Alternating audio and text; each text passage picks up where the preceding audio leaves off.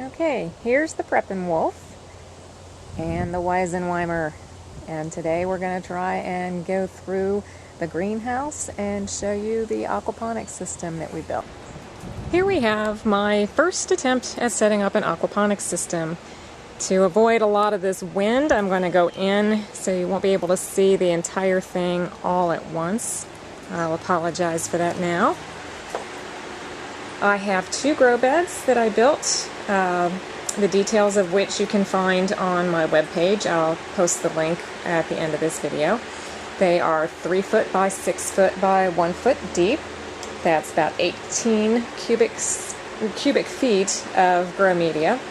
I did have a pond liner installed in here and then used basic gravel for my grow media since that's what I had on hand and was cheap.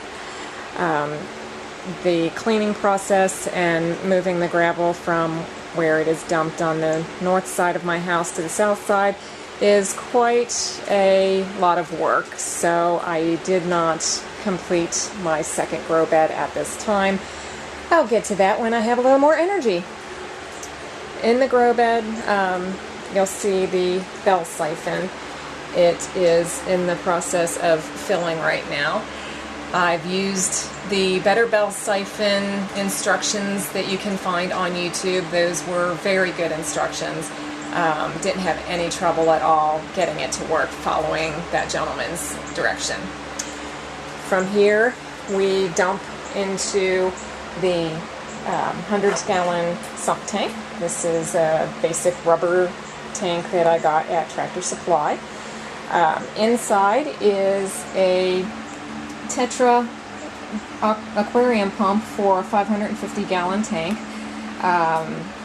Because I've got a 300-gallon fish tank and I wanted to move water about 4 feet high, I chose that size of a pump because for every foot that you elevate your water, you're losing flow, and I wanted to keep the flow rate at a good clip. I made a spray bar to help aerate the water as it gets pumped from the sump tank back into the fish tank. If need be, I can always add air stones to the fish tank later. My pump is set on a timer. It's a Titan control. It's set up really nicely for minutes and seconds. So I run my pump approximately 7 minutes to drain the sump tank before it gets too low and starts sucking air. And then I leave it off for about 20 to 25 minutes, which is more than enough time for my grow beds to fill and the siphon to kick in and drain. It looks like a drain cycle is beginning right now. The trickle starts and then the rush of water begins.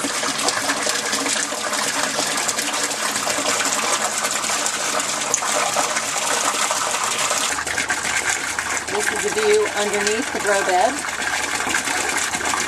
You can see the drain, the trap, and the siphoning process. Inside the fish tank is my solids lifting overflow piping or plumbing. Unfortunately, the water has become quite green in just the 4 days that I've had fish in here. I'm not sure if that will clear up or if I'll have to treat the water somehow to make it clearer. It has been working fine. I did not use a traditional bulkhead fitting. I did adapt the male and female couplers of regular PVC piping to meet my needs, along with rubber gasket for sealing.